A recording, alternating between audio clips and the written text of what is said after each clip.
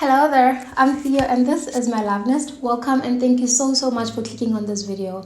Now that you're here, please watch it all the way to the end. A very big shout out to everybody who has subscribed to my channel so far, everybody who likes my videos, everybody who comments, and everybody who recommends my content to other people.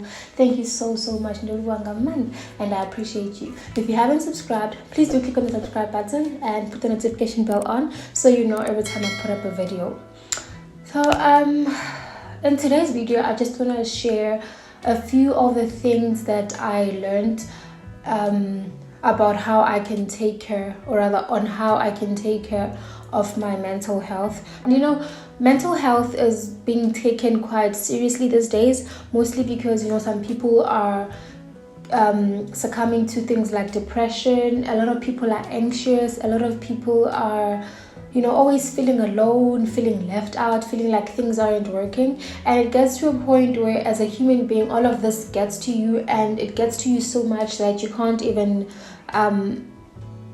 carry it anymore, you know, to a point where people are on drugs, people are even ending their own lives. So these are a few things that I adapted for myself, things that I use, and they have been helping me quite a lot, you know, in situations where things aren't really going my way, when I'm getting rejection letters, when I'm just not finding things right, or sometimes when I'm just feeling alone, you know. These are things that actually help me push through. And I didn't actually establish all of this at one go. I just adopted them as time went, you know, when I realized that I'm not feeling okay, and I tried to do something and it helped me. So I just collected all of that and I put it together for you, and it might help somebody out there who is probably dealing with something and they need to get out of their head. They need to be present in the moment. So let's just get right into it. The first thing you'd want to do is to assess how you're feeling. Know how you're feeling at the moment and try to feel those emotions. Go through whatever it is. If you are feeling sad about something, if you're disappointed because something that you were looking forward to didn't happen, don't just brush it over and say it is what it is, we just move. Sometimes you don't have to just move. You have to deal with it. Grieve whatever it is. If you are grieving, if you are grieving a missed opportunity, feel the pain. Be sad about it. Don't cover it up. Don't brush it off. Don't just say it is what it is and move on, because the more you build up on things that you're not dealing with, is the more you're going to have so much weighing on you, even if it is not on the forefront, but somewhere at the back. If you're not dealing with things that happened either yesterday or years ago, at some point it's gonna catch up with you, and when it does, it's gonna be a much heavier load, because you will have to now go back and dig on old wounds. So assess how you're feeling and go through your feelings. Feel your emotions. Understand yourself. Understand how you're feeling. Understand, if am I feeling sad or am I just tired, you know. Am I lonely, or am I just basically alone, you know? Like, just be a master of your own self. Know exactly what is happening with you. And also, it's not only when you're sad, even when you're happy, be in the moment, be happy for the moment, and just genuinely appreciate that today is a good day and I'm happy about it. Secondly, schedule time for yourself. You know, always being present for other people and not having time for yourself to do things that you like, to want to be in your own space, can be draining also, because the moment that you actually need somebody to come through for you and they don't, you're always going to be counting that I'm always coming through for this person, I'm always coming through for such and such a situation, but nobody actually does come through for me. So if you are putting aside time for yourself, if you are present for yourself, you will eliminate the need for other people. Because if we're being honest, sometimes we feel depressed and we feel down because we feel like other people don't understand, or other people are not there for us, or there is nobody showing up for you. But if you're showing up for yourself and you're content with yourself, it eliminates a whole lot of expectations from other people, which will lead to disappointment. And whenever you're disappointed, you know you're just going to shut down. And I'm not saying that we have to eliminate relationships with other people, or that we don't need other people. We need them, but we should not be dependent on them. We should be able to still survive even if nobody is showing up for you, even if nobody is recognizing you for anything. You should still be able to say, well, this is me, I'm here for myself, and I'm here for this moment. I'm gonna feel it, I'm gonna be in it. And even so, you need to celebrate yourself, you need to spoil yourself. There has been so many times in my life personally where I've waited for so long for something to happen, and when it eventually happens, I just say, okay, we're done with this, off to the next item. So much that I would just, it wouldn't even be like this is something I've waited for so long, or something I've been working hard for. It'd just be like it's one of those things, and we move. I wouldn't celebrate myself. And even when I get to do like big things that I didn't really think I was gonna be able to do, I wouldn't see it as a big deal, because I never got used to the idea of celebrating myself. And if you don't have other people celebrating you, it's easy for you to not celebrate yourself. It's easy for you to actually look down upon your achievements, or just take it as it's an expected thing. You know, for example, you pass your exams, and instead of you making it a big deal, you're just like, well, it was expected of me to pass, because I am at school. Why else am I at school if it's not for me to pass? But if you're able to celebrate those small wins, you will be able to recognize when you're doing great, so much that when the lows come, they don't really beat you that low, you know. Just, show up for yourself. Like, celebrate every small thing. You know, it doesn't have to be something big and tangible. Like, whatever small thing could have been something that you've been struggling to do for a long time. Maybe you have been struggling to, you've been struggling with self-esteem, for example, and you eventually are able to show up as yourself, be in front of people, express your views, which is something I'm also going to talk about in a second. The fact that you're able to do that, and you were struggling to do it before, you should celebrate yourself, man. You should give yourself that pat on the shoulder that you did great, you're doing good, you've got this. You know, just be your own cheerleader, be your own person that is saying, I'm here for you. And next thing is, learn to speak your views. Speak what you want, say how you prefer things to be done, because a lot of times when we don't speak our views, or when we don't say what we are expecting from the next person or out of a situation, we tend to just accept whatever is presented to us, and it sometimes doesn't sit right. It sometimes is what makes us sad. Sometimes you find yourself in a situation where something is being presented to you, and whatever is being presented to you or said to you is something that will have to be that you'll have to be stuck with for a long period, and you're just not happy about this item or this situation, but you're not saying anything about it, and you just say, okay, it is what it is. For example, you work and you receive work devices. Say, for example, you were given a laptop for you to go use at home or even at work, and you realize that, the brand of the laptop, or the software in the laptop, or something about the laptop is not up to standard for you to actually be able to produce the kind of work you are expected to produce. But you don't say anything about it. You're just like, okay, it's fine, it's okay. And when you're alone, you actually realize that you're struggling because of this item that you're given to work with. But because you didn't say anything, you just have to suck it up and keep it going. And you try and even go out of your way to make sure that things work. Now you're using your own money to probably upgrade softwares. You're using your own money to add drives, or whatever the situation is. But if we can learn to just speak our views and say how we feel about situations and how things that are happening are affecting us, we can be in a better place to actually enjoy the moment we are at. And also learn to say no more often. This is something that I had to teach myself, and I think I'm still learning. This thing of being available for everyone, being the the people, a people's pleaser, being the one that comes through for people. Sometimes it's draining. Sometimes people don't even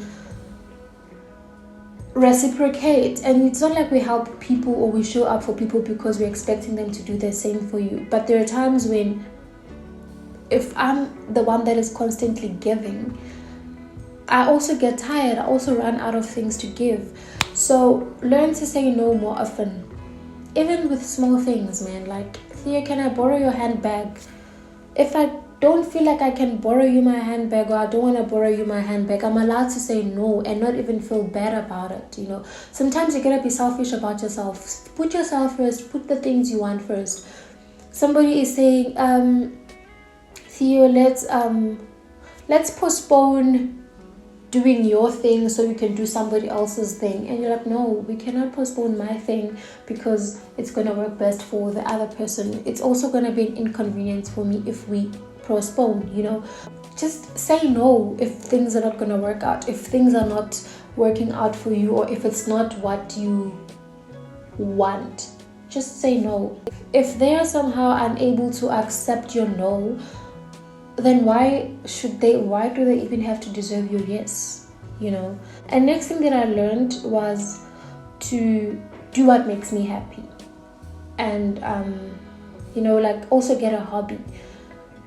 I found out that doing what makes you happy, like genuinely happy, or what brings you satisfaction, also helps ease your mind. When a lot of things are going south, when a lot of things are not happening the way you were hoping they would or the way you wish they would, but you have something on the side that actually makes you happy. It doesn't even have to be like something that generates you money or a big thing. For example, if you like babysitting and you just had like a crazy day or things are not happening, and you can have your nephew, your niece to babysit, and that actually makes you happy, do it. I've recently started doing my own nails, and I love it. I find it to be therapeutic. If I'm having a bad day, or if I'm just not okay, if I just feel like I would have preferred this day or this moment or this month to be different, as soon as I just start painting my nails, I find relief, man. I find satisfaction, and I'm just like, okay, I'm okay. I may not be getting what I want, or things may not be exactly how I would have liked them to be right now, but at least I had a perfect set of nails. And that is enough.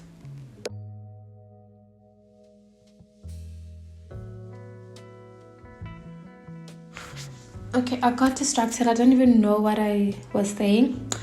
But yeah, basically just do what makes you happy. Get a hobby. Do something that satisfies you, because even if things are not going your way, if you're not winning, at least you know that there is something that you can, get to. Like, whatever your hobby could be. It could be music, it could be reading, drawing, cooking, whatever. You can be as wild as you want to be. But if there's anything that can just help you ease yourself, get out of the zone, just get out of that moment that is making you feel sad, that would actually do really great for your mental health. And then the next thing that I got to learn was that I should not compare.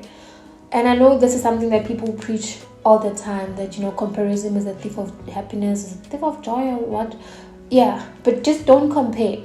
You and your friends may have been in the same class since the beginning of school. You could probably be doing the same thing in life right now. You could be in the same level at all stages, but you're not achieving the same things, or your things are not as fast as their things. Just don't compare, because even when you're comparing, you're going to miss opportunities that were designed only for you.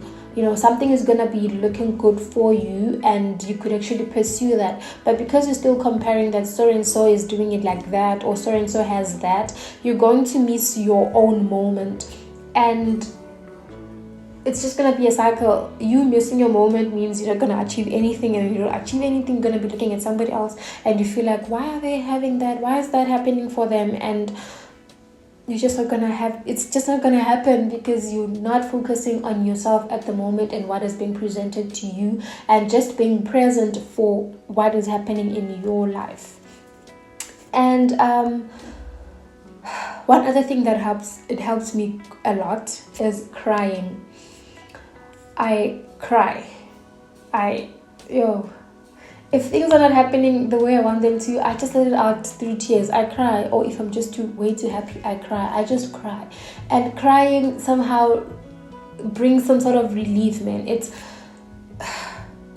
Don't underestimate crying. It is therapy on its own, you know. I don't know, it just feels like it's more like venting. It's you venting, but you're venting through your tears. You're just letting all of that out, and it brings you so much relief. So cry if you have to. Just cry, like scream, sob, like just cry. And next is that don't overshare. As much as sometimes we want to vent, we want to tell people about our plans, we are planning, we are disappointed, you know, sometimes you want to talk, but don't overshare, more especially with things that you're still working on. And I know that there's a say that we believe that the more you talk about your things, is the more you jinx them, and you invite enemies, and people can, like, not everybody is happy for you, which is also very true. Not everybody is happy for you, you know. Some people are actually comparing, like I said, some people are comparing themselves with you, and the more you're sharing your journey or your plans or what you're working on, is the more furious they get, and the more they want to work against you, you know. So don't overshare. It's okay to tell people that, oh, I'm working on something, but you don't have to go into detail. You don't have to announce things before they even implemented, because that's sometimes what delays us. We are uttering things, we're telling things to people, and sometimes it's not all ears that are happy to receive such things. And even if it's not for bad reasons, like you're scared that people are going to work against you or whatever, sometimes when you share things with people and you tell them what you're planning, next time they see you, they're going to be asking you, so Theo, how far are you with that thing, you know? And sometimes the thing you're trying, you're pushing, but it's not working, or you decided to change your mind or pause for a little bit, or for whatever reason you are not pursuing what you had shared with them.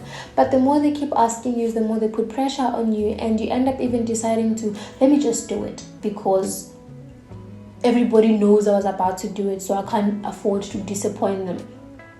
And you're gonna defend yourself and say, I don't even care what people think. But at the end of the day, people's presence in our lives, the questions people ask us, the comments people give, all of that affects us. All of that, like, plays a role in who we are and what we do and how we actually plan our lives. So don't overshare. You can tell people, or just a close circle, or if you feel like, okay, I'll need this person's assistance or something. But sometimes there are things that not everybody deserves to know, you know. Having just one or two people in your life know about what you're planning, just so they can be your support structure, is enough. And also, you don't always tell them before it's even implemented. Sometimes we kill our own plans, because as soon as an idea drops, you're telling it to your friend, and sometimes your friend goes and implements a plan before you even have the strategy on how to do it. So don't overshare. And last but not least, don't always respond. I learned this the hard way, you know, that sometimes you don't have to give people the satisfaction of you responding, more especially those who are coming to you not always with, like, good intentions, when they're coming because they just want to upset you, or they know that you're not okay with something, but they just make comments about it or something. Don't always respond. More especially with women. You know, there's this women drama that I don't even know why it still exists in this day and age. This pull her down syndrome, or this crush her happiness thing. Like, you don't always have to respond, because when you give people who are against you your attention, you're giving them the upper hand. Because also, if you're responding, it means that you they are the leader. So what you're basically doing is whatever you are reacting to, however they are presenting themselves to you. I don't know if that makes sense. So you're actually dancing to their tune, you know. I could give so many examples on what I mean by don't respond.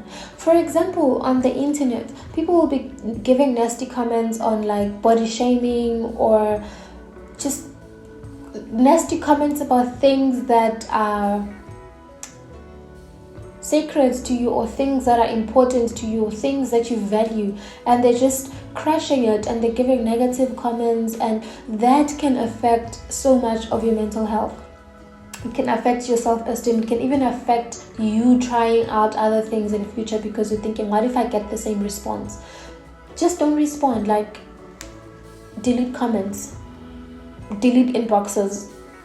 Is it the people at church? Forget about it. Like, your family, are they pressurizing you? Are they mocking you? Just forget about it. And no, you not responding does not mean that you are not hearing what is being said. Yes, you hear it, but not responding gives you the upper hand, because now whoever is starting all of that will not have any other way to attack you, or rather they will not know how you are feeling about whatever they said. If it was a comment body shaming you and you just delete it, and the next post you post is actually you revealing whatever parts they were body shaming you just gonna give them a message that I don't care, do your thing, I'm gonna do my thing, and I'm not here for you. You know, whatever makes you happy, do it, and don't respond to haters, babe. If whatever they're saying is not gonna affect your income or the size of your butt, it doesn't matter. Whether they say you think you're pretty or whatever, it doesn't affect your income, and it doesn't affect your bum. Who cares? But yeah, man, at the end of the day, guys, your mental health is really important, because it also contributes to how well you perform on everything else. If your mental health is suffering, your physical health is gonna suffer. You are going to be making bad decisions, because you will be in the moment of I'm not okay. And I will never I don't know if I can ever stress this enough, that taking care of yourself, more especially your mental health, is most probably key to you taking care of everything else about your life. Because if I'm able to think clearly, if my mind is clear, if my mind is clear, my mind is healthy, I'm feeding myself with healthy thoughts, and everything around me is just positive, I'm able to make more positive thoughts and attract more positivity. So yeah, guys, let's just continue to show up for ourselves and take care of our mental health. And yeah, if you're the hater, stop being a hater. It's not nice, it's not cute. But yeah, at the end of the day, let's take care of ourselves. Until I see you again, continue to take care, and I mean it. If you haven't noticed, at the end of every video I always say continue to take care, and today I really mean it, that continue to take care, and take care of your mental health. Put yourself first, be selfish about yourself. Yeah, man, until I see you again, bye.